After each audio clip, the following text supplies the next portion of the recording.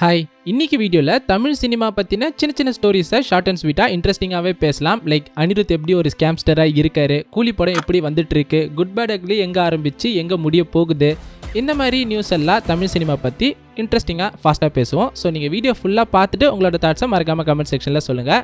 ஆரம்பிக்கலாம். அனிருத் அவர்களை மியூசிக் மான்ஸ்டர்னு சொல்கிறத விட சரியான ஸ்கேம்ஸ்டர்னு தான் சொல்லணும். 2024 டிசம்பர் 12 அப்போ சிட்டுக்குன்னு ஒரு சாங் ப்ரோமோ ரிலீஸ் பண்ணார். சரி கூலி விட்டுருவோம். ஏதோ ஒரு பப்ளிக் ஈவெண்ட்டில் லியோ ஓஎஸ்டி இப்போ வரும் தலைவா அப்படின்னு சொன்னார். இப்போ வரைக்கும் வந்த படம் தெரியல. பட் அவரும் அவ்வளோ பிஸியாக இருக்கார். ஏகப்பட்ட படங்கள் இருக்குது. புதுசாக கமிட் ஆக முடியாத அளவுக்கு அவரோட லிஸ்ட் போயிட்டே இருக்குது. பட் ஸ்டில் அந்த படத்தோட பிஜிஎம் ஓஎஸ்டி எவ்வளோ ஃபயராக இருக்குன்னு ஆடியன்ஸ் ஃபேன்ஸ் படம் பார்த்தா எல்லாருக்கும் தெரியும். அதனால அவங்களோட எக்ஸ்பெக்டேஷன்ஸ் எப்போ ரிலீஸ் ஆகும்னு இருக்குது. பட் இவரும் அப்படியே நாள் கடத்திட்டே இருக்காரு. அதுக்காக மட்டுமே தலைவனை ஸ்கேம்ஸ்டர்னு சொல்லல. ஒரு சுமாரான படமா இருந்தாலும் சொல்றேன், இன்கேஸ் சொல்றேன், எந்த படமா இருந்தாலும் அந்த நேம் டேக் அவரோட பேரை வச்சு மட்டுமே அந்த படத்துக்கு 60-65% ஐப் இருக்குன்னா மியூசிக் இல்லைனா சிங்கிள் ட்ரெய்லர்ல வர பிஜிஎம் வச்சு அதை 95-99க்கு ஐப் ஏற்றி விட்டுருவாரு. அது ஒரு வகையில் ஒரு ஸ்கேம் தானே.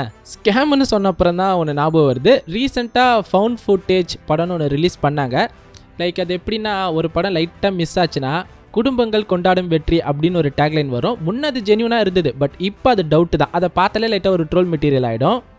அந்த மாதிரி பெய்டு ப்ரொமோட்டர்ஸ் மட்டுமே கொண்டாடும் வெற்றின்ற மாதிரி ஒரு படம் வந்துட்டு இருக்குது, போயிட்டு இருக்குது. நான் கிரியேட்டர்ஸை தப்பு சொல்லலை. யாருமே ஆடியன்ஸை சீட் பண்ணணும், ஒரு மொக்க படத்தை கொடுக்கணும்னு சத்தியமாக இறங்க போகிறதில்ல. எல்லாருக்குமே ஒரு பேஷன் இருக்கும்.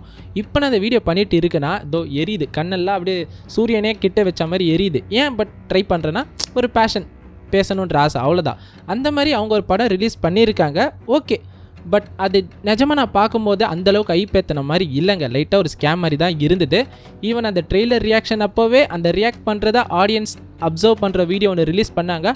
அவ்வளோ பயமாக இல்லையே, நாம் ட்ரெய்லரை பார்த்துட்ருக்கோம், நமக்கு அந்த மாதிரி ஃபீல் வரல. பட் அங்கே மட்டும் எப்படி அவங்க பயப்படுறாங்க, ஒருவேளை தேட்டரில் பார்த்தா இருக்குமோன்ற ஃபீல் வந்தது. ஆனால் சினிமா போய் பார்த்தா அது கொஞ்சம் ஒர்க் அவுட் ஆகலை. அது அவங்க ட்ரை பண்ணாங்க, ஒர்க் அவுட் ஆகலை. பட் அந்த எஃபர்ட்டுக்கு நம்ம கண்டிப்பாக பாராட்டணும். பட் அதுக்காகலாம் இஷ்டத்துக்கு இன்ஃப்ளூயன்சர் சொல்கிறத கேட்டு போய் ஏமாறுறதை நினைக்கும் போது கொஞ்சம் கஷ்டமாக தான் இருக்குது. ஒரு பயம் வரலைங்க. லைக் அந்த ஃபவுண்ட் ஃபுட்டேஜ்னு சொன்னாங்க. பட் அங்கே போய் அந்த தேட்டரில் பார்க்கும்போது ஆடியன்ஸ் ஈஸியாக கெஸ் பண்ண முடியுது, அடுத்து என்ன நடக்க போகுது, இங்கே ஒரு ஜம்ப் ஸ்கேர் வரும். அந்த ப்ரெடிக்ஷன் இருக்கும்போது அந்த ஆரர், அந்த ஜம்ப் ஸ்கேர் ஒர்க் அவுட் ஆகலை. எனக்கு ஒர்க் அவுட் ஆகலை பர்சனலாக. நான் ஒரு கேம் ஆடியிருக்கேன், லேயர்ஸ் ஆஃப் ஃபியர்னு. ஒரு விஷுவல்ஸ் வரும். இப்போ ஒரு கேம்னா நம்ம கையில் தான் கண்ட்ரோல் இருக்குது, கண்ட்ரோலர் இருக்கும், நான் நினச்சாதான் முன்னாடி போவேன், எல்லாமே நடக்கும். பட் அங்கே ஒரு விஷுவல் வரும் அந்த கேமில் சவுண்ட் எஃபெக்டோடு சேர்த்து, போகலாமா வேணாமா அப்படின்ற ஒரு தயக்கம் எனக்குள்ளே அப்படி இருக்கும். அந்த ஹார்ட் பீட் அடிக்கும் எனக்கு. சும்மாலாம் சொல்லலை, அந்த கேம் ராத்திரியில் மட்டும் முக்கியமாக இந்த க்ரூஷியலான ஒரு பிளேஸ் போனேன்னா போக மாட்டேன். நாளைக்கு மறுநாள் தான் விளையாடுவேன். ஈவன் என்கிட்ட ரெக்கார்ட் பண்ண ஃபுட்டேஜஸ்லாம் இருக்குது. அதில் ஒரு நல்ல ஃபுட்டேஜ் எடுத்து இந்த இதில் நான் போடுறேன். நான்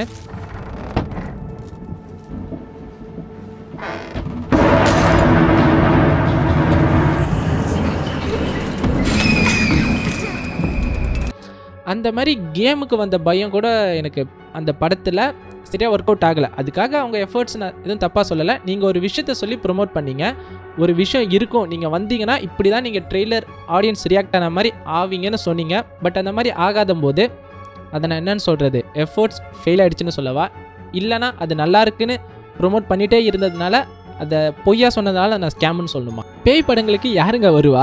பேய் பார்த்து தைரியமாக இருக்கிறவங்களா? கிடையாது. ரொம்ப கம்மி பீப்புள் தான் அந்த மாதிரி வருவாங்க. பேயை பார்த்தா பயமாக இருக்குன்னு என்னையே போல ஆட்கள் தான்.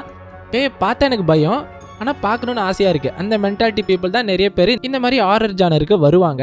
ஸோ என்னைக்கே பயமாக இல்லைன்னா அதை நான் என்ன சொல்ல, ஓகே இனிமேட்டு அதை கூட விட்டுருவேன். நானே போய் ஏமாந்தா பரவாயில்ல. சில பேர் சொல்கிறதெல்லாம் கேட்டு நல்லா இருக்குமோ அப்படின்ட்டு போய் ஏமாறும் போது தான் நெஞ்சு லைட்டாக வலிக்குது.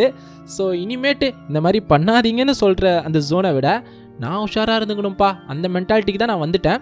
நீங்கள் படம் பார்த்துருந்தா, ஒருவேளை பார்த்துருந்தா உங்களோட தாட்ஸ் உங்களுக்கு ஒர்க் அவுட் ஆச்சான்னு மறக்காமல் கமெண்ட் செக்ஷனில் சொல்லுங்கள். ஜென்யூனான நல்ல படம் இனிமேட்டு அந்த டீம் கொடுக்க ஆல் த பெஸ்ட். மனசில் இருந்த பாரத்தை இறக்கி வச்ச அப்புறம் தான் கொஞ்சம் நிம்மதியாக இருக்குது. பட் ரொம்ப டைவர்ட் ஆகி போயிட்டேன். கூலி படத்தை பற்றி பேசிகிட்டு இருந்தோம்ல.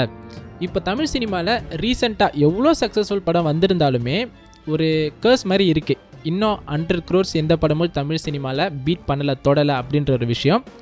ஆல்மோஸ்ட் லியோ இருக்குல்ல, லியோ ரிலீஸ்க்கு முன்னாடி இருந்த ஐப்பாக இருக்கட்டும், அது கண்டிப்பாக டெஃபினட்டாக 1000 கோடி அடிச்சிடும் அப்படின்ற ஒரு பேச்சு இருந்தது. பட் அந்த படத்தில் என்ன ஒர்க் அவுட் ஆகலை பேன் இந்தியாவான்னு பார்த்தா செகண்ட் ஹாஃப் நிறைய பேருக்கு கனெக்ட் ஆகலை, இங்கேயுமே சொல்கிறேன். ஆனால் எனக்கு சினிமாவை பார்க்கும்போது அவங்க டைம் ஸ்பேஸ் எல்லாம் எடுத்துக்கிட்டதை வச்சு பார்த்தா செகண்ட் ஹாஃப் ஓகே நல்லா தான் இருந்தது, டீசெண்டாக இருந்தது.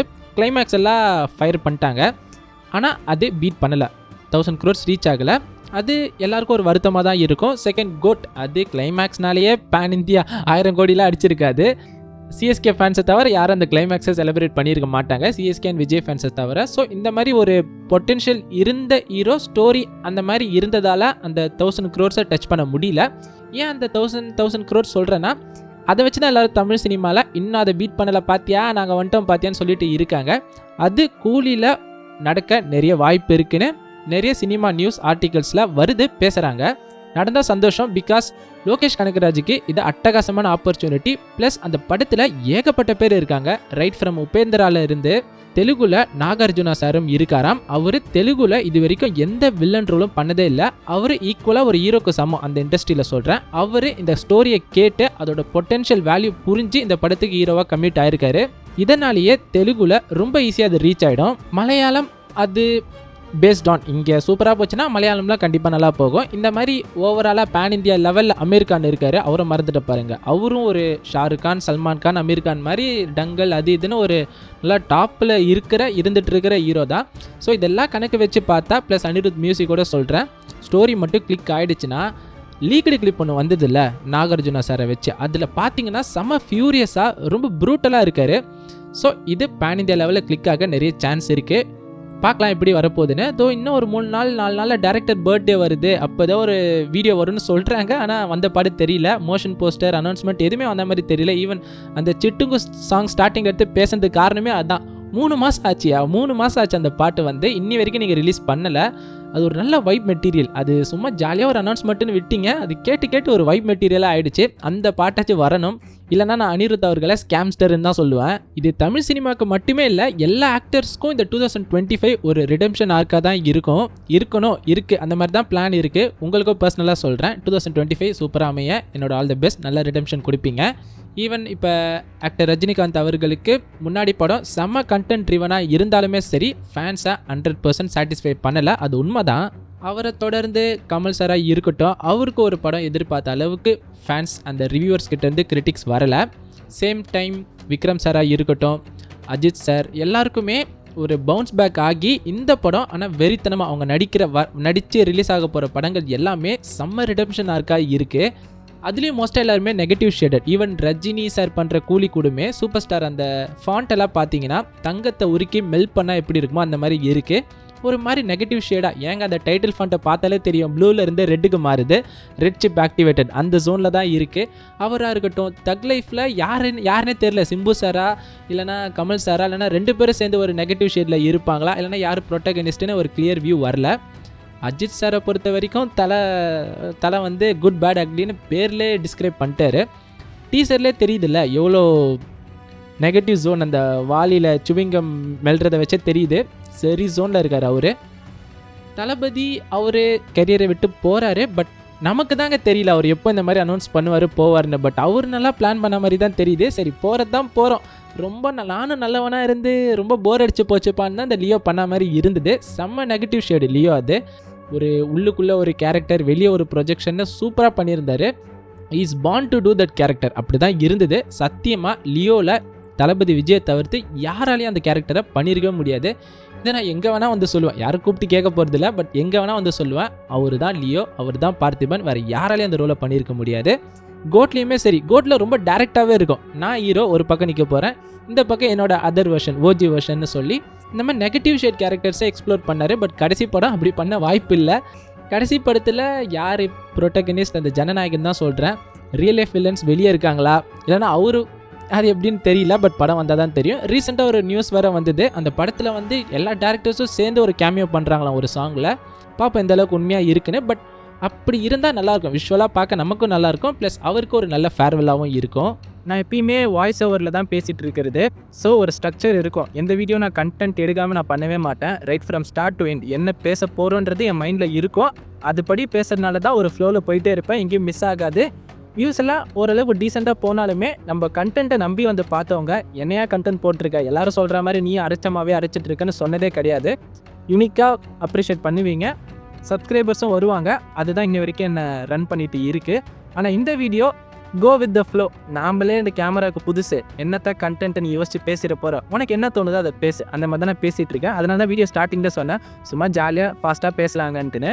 இந்த வீடியோ நீங்கள் எதிர்பார்த்த மாதிரி அந்த யூனிக்னஸ் இல்லை, ஏதோ சொதப்பரானே இவன் அந்த மாதிரி இருந்ததுன்னா ப்ளீஸ் மன்னிச்சுக்கோங்க. இது எனக்கு ஃபர்ஸ்ட்லேருந்து திரும்ப யூடியூப்பை ஃபர்ஸ்ட் டைம் பண்ணுற மாதிரி தான் இருக்குது. போக போக டெவலப் பண்ணிப்பேன்னு நினைக்கிறேன். ப்ளஸ் இந்த செட்டப் இப்படி தான் இருக்கும், இந்த வியூ இப்படி தான் இருக்கும், கொஞ்சம் அட்ஜஸ்ட் பண்ணிக்கோங்க. காசு, நேரம், ரூமு எல்லாம் நல்லா அமைஞ்சுதுன்னா கண்டிப்பாக எல்லாமே வாங்கி குவாலிட்டியாக பண்ண தான் எனக்கும் ஆசை. பட் இப்போதைக்கு என்னால் இதான் முடியுது, இதான் இருக்குது, அட்ஜஸ்ட் பண்ணிக்கோங்க. பாருங்கள், முடிஞ்ச வரைக்கும் நான் ரொம்ப ரெகுலராக இருக்க ட்ரை பண்ணுறேன். பார்த்துட்டு உங்கள் தாட்ஸ், ஜென்யூனான கமெண்ட்ஸை மறக்காமல் கமெண்ட் செக்ஷனில் சொல்லுங்கள். சோஷியல் மீடியா ஐடி இன்ஸ்டாகிராமில் இந்த சினிமா தவிர்த்து ஏகப்பட்ட விஷயம் மைண்டுக்குள்ளே ஓடிட்டு இருக்குது. இதை சொல்லலாம், இதை இப்படி இன்ட்ரெஸ்டிங்காக கன்வே பண்ணலான்னு. ஆனால் இந்த சேனலில் போட வேணாம், இது சினிமாவுக்கு தானே ஆரம்பித்தோம், எல்லாமே ஆக்சிடென்ட்டுங்க என் வாழ்க்கையில், என் லைஃப்பில் இது கூட ஆக்சிடென்ட்டு தான், இந்த சேனல் கூடமே சொல்கிறேன். அதனால் அதை தான் சினிமா அந்த கண்டென்ட் எல்லாம் போடுறதுக்கு இன்ஸ்டாகிராமில் ட்ரை பண்ணிட்டு இருக்கேன். ஸோ லிங்க்கெல்லாம் டிஸ்கிரிப்ஷனில் இருக்குது, மறக்காமல் ஃபாலோ பண்ணி சப்போர்ட் பண்ணுங்கள்.